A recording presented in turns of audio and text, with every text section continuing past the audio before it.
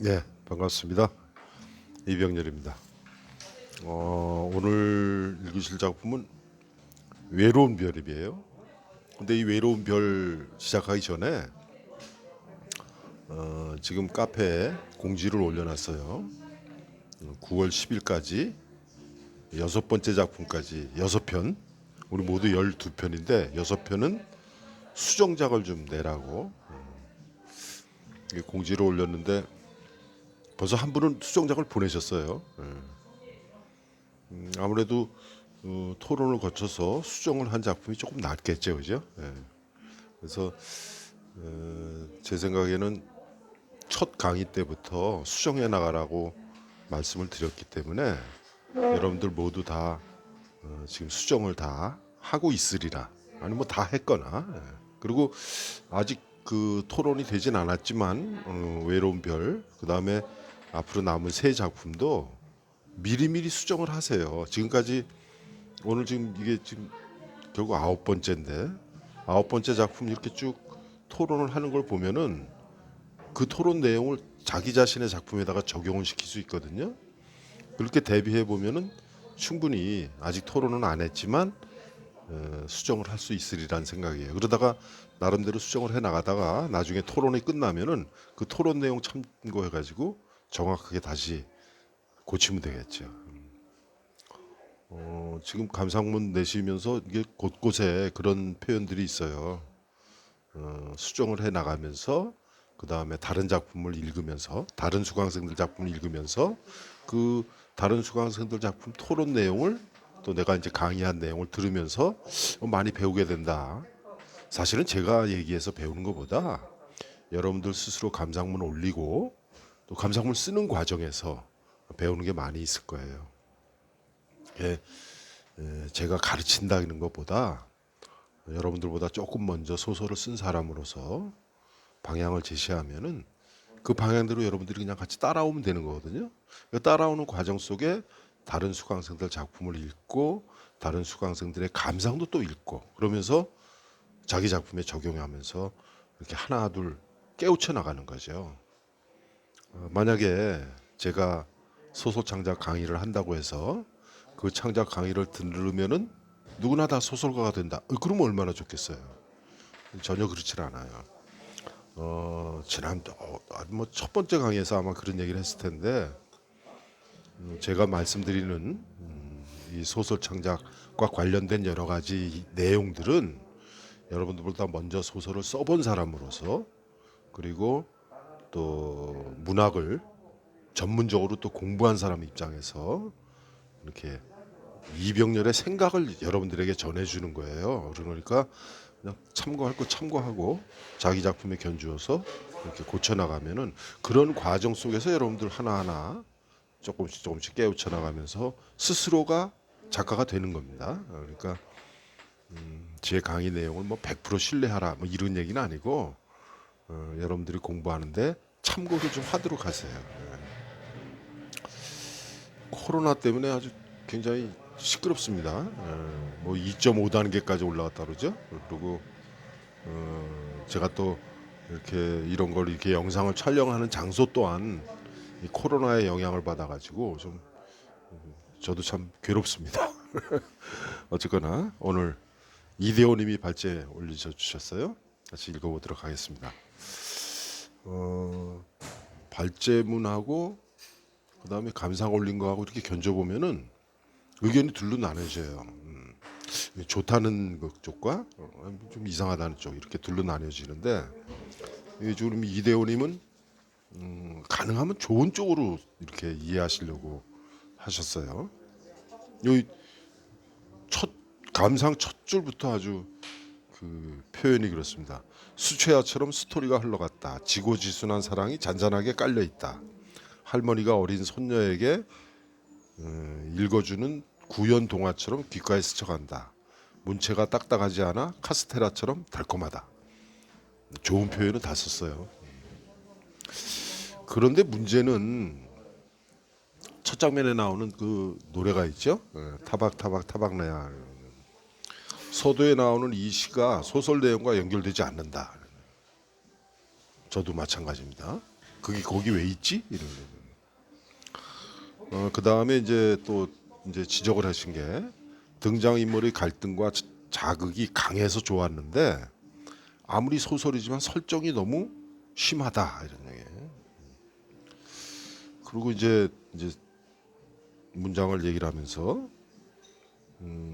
어디선가 들어본 외할머니가 들려준 이야기 같고 주변에 떠도는 동화 같은 소설이다. 이렇게 이대호님은 발제문에 그렇게 써주셨는데 제 생각에는 이대호님이 굉장히 좋게 이렇게 평하신 것 같아요. 그래서 이대호님이 솔직하게 진짜 이렇게 느끼셨을까 그런 걱정이 됩니다. 이제 감상은 이제 첫 번째로 올리신 게 이제 윤명훈님인데 윤명훈님은 전혀 다르게 평가를 하고 있어요. 한번 읽어볼게요. 처음엔 하이틴 웹소설인가 하는 생각이 들었다. 뭐랄까 말초를 자극하고는 달달하고 가벼운 문체로 주인공들을 별달로 지칭하며 순수함이 정석처럼 표방한 게 어울리지 않는다. 별달 뭔가 순수한 것처럼 이미지가 그렇죠. 그런데 내용은 안 그렇다. 황선원의 소나기나 알퐁스 도데의 별처럼 풋풋하고 싱싱한 사춘기 아이들의 사랑 이야기를 담은 것도 아니고 그렇다고 성인들의 농민한 성을 다룬 것도 아닌 어정쩡한 글이 돼버렸다. 정확한 지적이에요 이게. 그래서 윤명우님이 지적하신 거 꼭 기억하시고 그 다음에 또 무슨 얘기를 하시냐면은 좀 작가는 이 글을 쓰신 분은 좀 섭섭하겠지만 이렇게 얘기했어요. 작가가 무슨 생각으로 이 글을 쓴 것인지 짐작하기가 어려웠다. 결국 상황을 그 소설 속에 표현된 여러 가지 사건들의 상황을 독자들이 이해하기 위해서는 여기 이렇게 돼요. 개연성 있는 사건이나 특별한 심리 묘사가 따라야 하는데 무작정 밀어붙여 어이없다는 생각이 들었다. 지난번에 얘기했죠. 개연성이라는 말을 했는데 오늘도 개연성 좀 얘기를 해야 될 것 같아요. 알맹이 없는 서사라도 이렇게 긴 글을 쓴 실력이면 얼마든지 좋은 글로 탈바꿈시킬 수 있을 것이다. 이런 얘기예요. 띄어쓰기나 맞춤법이 틀리고 쓸데없는 느낌표와 말줄임표, 어색한 문장 표현이 많다. 이게 좀 많이 고쳐야 되겠죠. 그리고 뭐 낙인이라는 단어 잘못 쓰인 거. 그다음에 뭐 절대 흘깃 한끗 잃어버릴까봐 뭐 이렇게 잘못 쓰인 단어들을 쭉 열거를 해주셨어요. 결국 이 소설을 보면은 태어나면서 별이는 어머니가 돌아가세요.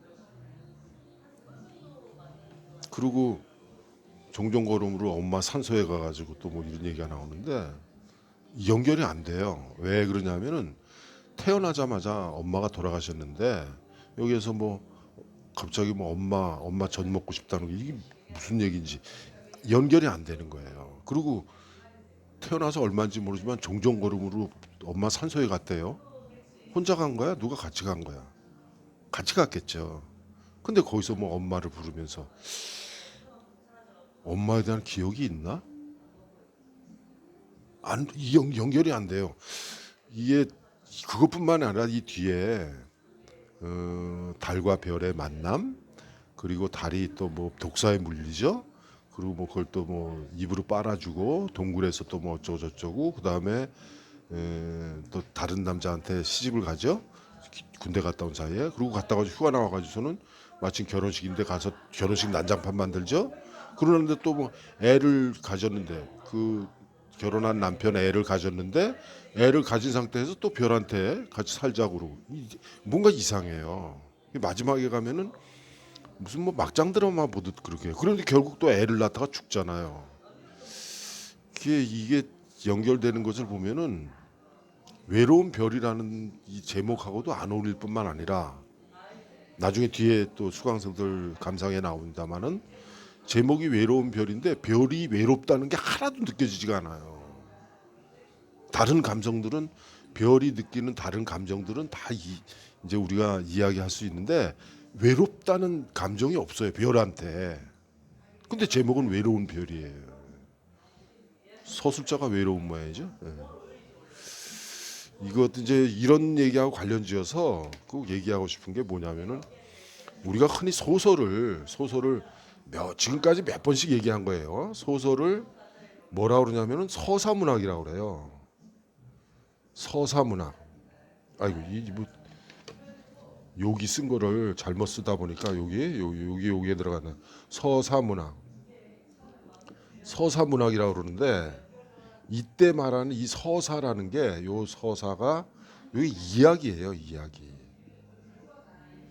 그러면은 소설을 우리가 서사문학이라고 할 적에 그 서사는 이야기인데 그럼 이 이야기 자체가 소설이 될 수 있느냐?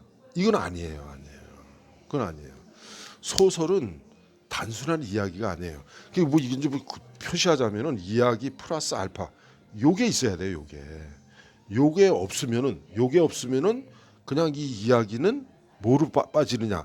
전에 얘기했죠. 이 설화로 빠져요. 이 설화 문학이라고 그러죠. 지난번에 저 신화 전설 민담 이 얘기했잖아요. 그러니까 신화 전설 민담 이런 거는 설화 문학이라고 그러는데 설화 문학 이야기 문학이에요. 그러면 왜 이 설화 신화 전설 민담하고 소설을 구분해서 얘기하느냐 그러면은 단순한 이야기가 아니라 그 이야기 속에 요게 들어 있어요. 요게 뭐냐면은 흔히 말해서 어떤 주제. 결국 이 여기서 말하는 이 주제는 이 소설을 쓴 작가의 어떤 세계관, 인생관 이게 들어가 있는 거예요. 요게 없으면은 이거 저 외로운 별 다 읽고 나서 느끼는 게 뭐예요? 뭔 얘기야? 이렇게 되는 거예요. 뭐 여기 지금 저 윤명우님이 그랬죠. 황순원의 소나기 같기도 하고 알퐁스 도데의 별이라는 소설 같기도 하고 그걸 흉내낸 거 비슷하게 돼요. 앞부분은 그래요. 근데 뒷부분으로 가면 이건 뭐 완전히 막장 드라마처럼 돼버리잖아요. 결국 왜 이런 얘기가 나오냐면은 사건과 사건 사이에 여기 지난주에 개연성 얘기했죠. 그 개연성이라는 게 없어서 그래요. 이게 이제 한글로 쓰면 이제 개연성 이렇게 했는데 개연성 이거는 한자로 알아두세요. 한자로 이렇게 씁니다.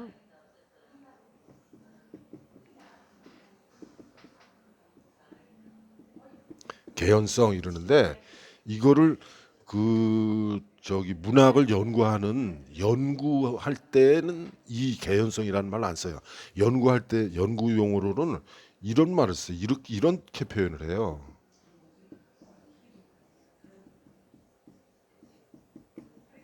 이 핍진성이라고 그래요. 핍진성.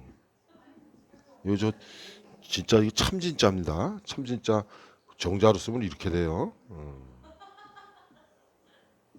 이렇게 되죠. 핍진성. 그냥 간단히 쓰면은 그냥 이렇게 씁니다. 예. 이 핍진성이라고 하는데 이 핍진성이라고 하는 것과 개연성이라는 이 단어는 같은 뜻이에요. 같은 뜻인데 이거를 이제 우리말로 하면은 뭐가 되냐면 그럴듯함이에요. 그럴듯함. 그럼 이 그럴듯함의 바탕이 되는 건 뭐예요? 필연적인 거죠. 필연이어 있어야 됩니다. 필연. 이 필연이라고 하는 것은 어떤 것과 어떤 것 사이에 어떤 원인이 있고 결과가 있고 이런 거예요. 요런 원인 때문에 요런 결과가 나왔다. 이 원인과 결과, 인과관계라고 그러죠. 이 인과관계, 원인, 결과, 과. 그래도 우리가 인과관계라고 그러는데 이 인과관계가 딱 드러나야 돼요. 그래서 누구든지 소설을 읽으면서 어느 사건과 어느 사건, 이 사건을 읽고 이 사건을 읽으면 이 사건을 읽으면서 아 맞아 이럴 수 있지 그러면 그럴듯함이라고 하는 것은 바로 이 개연성, 이게 이제 학술적인 용어로 핍진성이라고 그러는데 결국 그런 거예요. 소설은 세 가지예요. 하나가 뭐예요? 지금 현재 어디선가 일어나고 있을 수 있는 일, 그죠? 지금 현재 어디선가 일어날 수 있는 일이에요. 그리고 과거에 언젠지 모르지만 어디선가 일어났을 것 같은 이야기. 마지막 하나는 뭐예요? 지금까지는 아니지만 앞으로 내일인지 모레인지 앞으로 미래에 언젠지 모르지만 어디선가 일어날 것 같은 이야기. 그럼 결국 과거와 현재와 미래에 일어날 일이에요. 소설을 읽으면서 그 사건을 독자들은 아 이거 맞아 이런 일이 있을 수 있어. 그리고 고개를 끄덕여야 돼요. 그렇게 고개를 끄덕이게 만드는 게 개연성이에요. 그게 바로 필연적인 거예요. 인과관계에 의해서 맞아 이런 일이 있으니까 이런 일이 있을 거야. 그런데 이 외로운 별에 나온 사건과 사건들을 연결해 보면은 이게 왜 일어났지? 왜 이런 일이 일어나지? 그럼 결국 뭐냐면 과장인 거예요. 이게 너무 강하게 얘기하다 뭐 이렇게 얘기가 나왔죠. 이 필연의 반대가 뭐예요? 필연의 반대. 우연하네. 요 연자는 그대로 쓰고 필연의 반대는 우연이에요. 이 우연이 되면은 재미없어요. 이건 뭐 어쩌다가 누구 마주치고 어쩌다가 누구 마주치고 이건 재미없죠. 이 우연이 나오는 게 뭐예요? 고대 소설, 만화 이런 거예요. 저는 외로운 별을 끝까지 읽고 나서 무슨 생각을 했냐면은 순정 만화 그리다가 실패했다 이런 생각이 들었어요. 소설이라는 생각은 아예 안 하고 순정 만화를 그리다가 순정 만화는 좀 예쁘잖아요. 예? 소년과 소녀 뭐 이렇게 예쁜 얼굴로 그리다가 나중에 보니까 소년도 그렇고 소녀도 그렇고 예쁜 청순한 가련한 그런 이미지가 아니라 완전히 무슨 괴물들처럼 이렇게 그려놓은 거예요. 그래서 순정 만화를 그리려다가 실패했다 이렇게 저는 느꼈어요. 여하튼 이거 꼭 기억하세요. 개연성, 그럴듯함. 어떤 사건과 어떤 사건이 이어지는 게 그럴듯해야 돼요. 이거를 이제 영어로 뭐 영어까지 쓰니까 좀 이상한데 이걸 리얼리티라고 그래요. 리얼리티. 아 사실적이다. 우리가 흔히 사실적이라고 그러잖아요. 맞아 사실적이다. 우리가 사실적 표현일 적에 바로 이런 게 들어가는 거예요. 근데 문장은 사실적 표현이라고 하지만 구성에서는 개연성, 핍지성도 알아두세요. 그다음에 그럴듯함 이게 꼭 있어야 돼요. 이게 없으면 소설 재미없어요. 요 뒤에 누구 어떤 분은 그렇게 해서 얘기했는데 이게 내가 수강생이라서 과제니까 읽었지 과제가 아니었다면 그냥 덮어버렸을 거다 이런 얘기 하잖아요. 그럴 수밖에 없죠. 자 김상범님 소나기 떠올렸어요. 김상범님 소나기 첫 부분 읽으면 그렇게 돼요. 물론 그 앞에 타박나야 그거 빼고 나면은 나머지는 소나기 비슷하게 읽혀져요. 그러다가 엉뚱한 데로 빠지죠. 그래서 느껴지는 감성은 성인판 소나기 같다. 19금도 나오죠, 그죠? 19금도 나와요. 별의 마음이 순수하게 느껴지기도 하지만 너무 집요하다는 생각도 들고 별이가 달을 향한 마음이 너무 집요한 거예요. 우리가 흔히 집착이라고 그러죠. 순수 소설 같기도 하다가 애정 소설 같기도 하다. 그 다음에 산골에서의 경험이 사실적 묘사로는 좋지만 너무 길게 느껴져 좀 민망하다. 그 19금 나오는 부분이죠. 그 19금 나오는 부분이 아주 굉장히 길어요. 굉장히 길어요. 나중에 여기 좀 다른 분은 19금 얘기를 했어요. 그 다음에 지금 발제자도 그렇고 누구야 저 윤명호님도 그렇고 김상범님도 그렇고 지적을 안 하셨는데 이순자님이 딱 지적했죠. 2인칭이에요. 우리가 소설의 인칭 그러면 소설 서술자 인칭 보면 대부분이 다 1인칭 아니면 3인칭이잖아요. 그래가지고 요 1인칭과 3인칭 제외하고 나머지를 우리가 전지적 작가 이랬는데 전지적 이게 뭐지? 전지적이라는 게 뭐예요? 예? 전지적을 한자로 쓰면 온전전자예요. 온전전자 모두 다 알고 있는 작가란 말이에요. 근데 지금 이거는 2인칭이에요. 2인칭.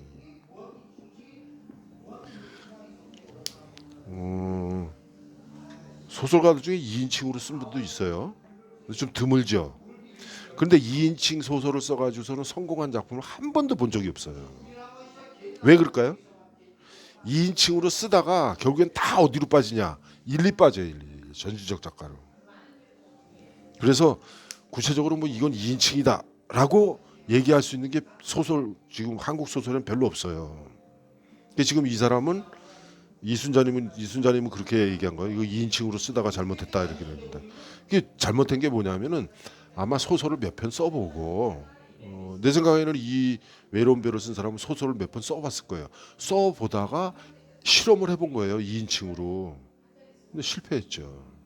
물론 이제 뒤에 가면 다른 분도 그런 얘기를 하는데 2인칭, 1인칭, 3인칭은 다 알잖아요. 이게 전지적 작가에서 2인칭으로 빠졌다가 2인칭으로 하다가 중간중간 뭐가 나와요? 예, 전지적 작가예요. 2인칭으로 썼는데 2인칭이 다 아니에요. 어떤 건 2인칭이 아니라 무슨 뭐 1인칭 비슷하기도 하고 뭐 전지적 작가가 돼버리는 거죠.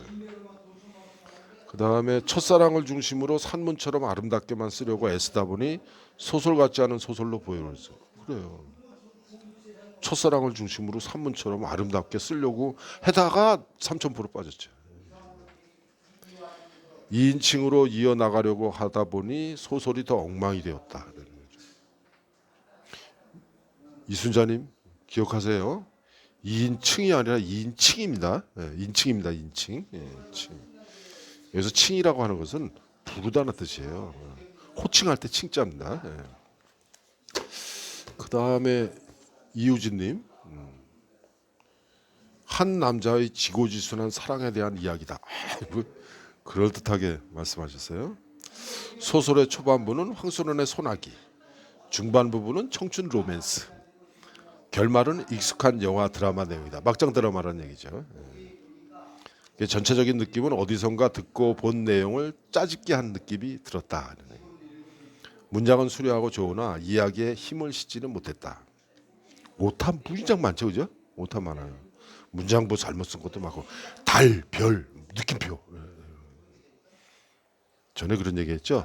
느낌표, 물음표, 소설 서술문에 있는 느낌표, 물음표 다 빼도 된다고. 대화에도 느낌표 필요 없어요. 달과 별의 대화 현실성이 없다. 현실성이 없다. 연극적인 느낌이 들었다. 연극 같으면 그래도 시적이죠. 그죠? 관찰자 여기서 저 이유진님은 관찰자로 봤어요. 나는 엄마의 영혼으로 해석했다. 그러니까 이유진님은 이 관찰자를 그러니까 너는 뭐라고 얘기하는 사람이 엄마의 영혼으로 해석을 한 거야. 그렇게 해석하고 뭐 그렇게 읽을 수도 있겠죠. 그런데 어색한 거죠. 그래서 아예 3인칭이나 1인칭으로 하는 게 낫겠다 이런 얘기죠. 마지막에 등장한 시는 달의 죽음을 암시하는 것은 알겠는데 처음에 시작되는 타박내야 굳이 시를 넣어서야 했을까? 아무 의미가 없어요 그게. 마지막으로 이야기를 특정 시기를 중점적으로 했으면 좋았을 것 같다. 그러니까 지금 태어나면서 엄마가 죽고 그리고 마지막에 달이 죽을 때까지 그 이야기잖아요. 이거보다는 어느 부분을 딱 잘라가지고 하는 게 낫겠다라는 게 이유진님 생각이에요. 시간 순서대로 쭉 하다 보니까 소설 같지도 않고 그냥 단순한 이야기인데 그 이야기에 감동도 안 되고 그런 느낌이에요. 그래서 좀 안타깝죠, 그죠? 그 다음에 서미숙님 전에 저 서미숙님 줄거리 몇 번 얘기를 했는데 서미숙님이 쓴 줄거리는 좀 자세히 좀 읽도록 하세요. 시간이 좀 된 모양이에요. 다음 영상으로 넘어가겠습니다. 조금 이따 봐요.